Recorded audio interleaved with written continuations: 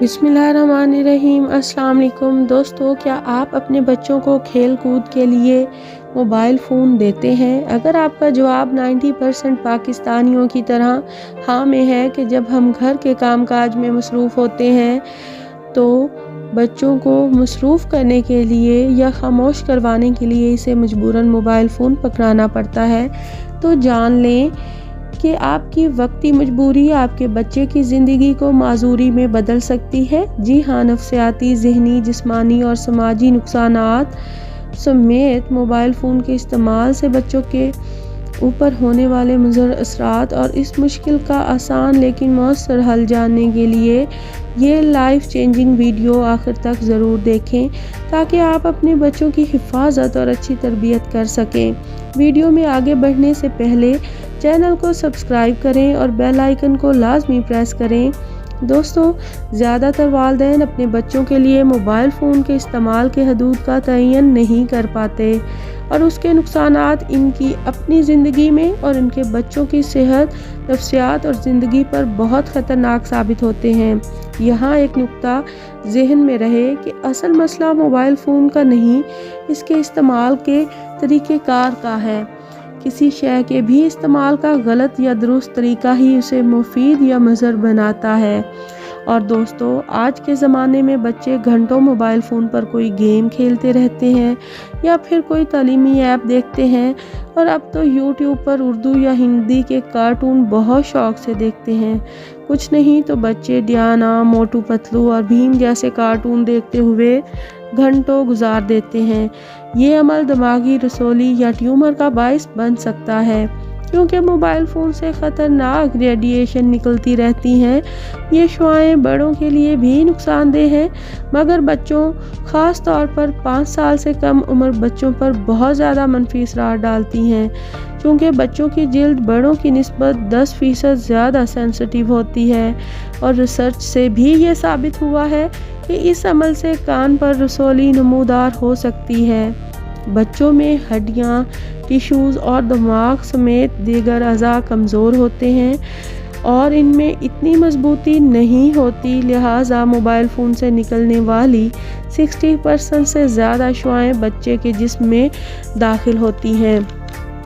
ये शुआएँ जिस्म पर गहरे मनफी असरात मुरतब करती हैं, ख़ासकर इनसे इंसानी दिमाग बराह रास्त मुतासिर होता है।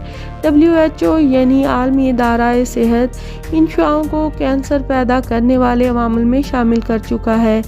अब आप खुद अंदाज़ा लगाएं कि खुदा न ख्वास्ता आप जब मोबाइल अपने बच्चों को पकड़ाते हैं तो दोस्तों, मोबाइल फ़ोन से निकलने वाली इलेक्ट्रोमैग्नेटिक वेव्स से बच्चों का नर्वस सिस्टम शदीद मुतासिर होता है और बच्चों के मूड में चिड़चिड़ापन आता है, बर्ताव में उतार चढ़ाव बहुत ज़्यादा बढ़ जाता है और तवज्जो की अहलियत बहुत कम हो जाती है।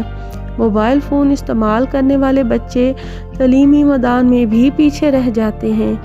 दोस्तों, मोबाइल फ़ोन की जो ब्लू लाइट होती है वो बहुत ही हार्मफुल होती है, स्पेशली जब आप रात के टाइम बच्चों को मोबाइल फ़ोन पकड़ा देते हैं तो ये आपके लिए स्ट्रेस हार्मोन कोर्टिसोल के लेवल को बढ़ाती है और जो आप के रिलैक्सिंग हार्मोन यानी कि मेलाटोनिन को रिलीज़ नहीं होने देता और आपके बच्चे नींद की कमी का शिकार हो जाते हैं।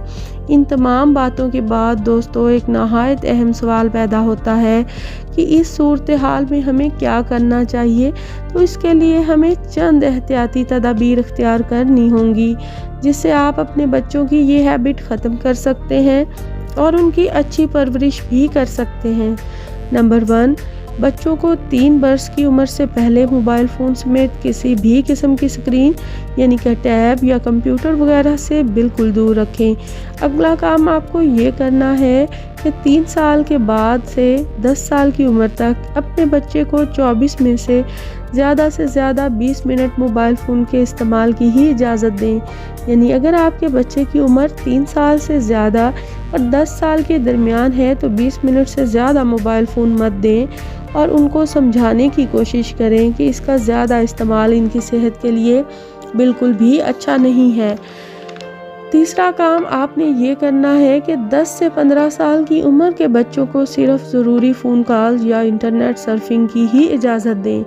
نیکسٹ آپ کو یہ کرنا ہے کہ اگر واقعی ہی موبائل فون کی ضرورت ہو تو بچے کو 18 سال کی عمر میں جا کر موبائل فون دیا جائے۔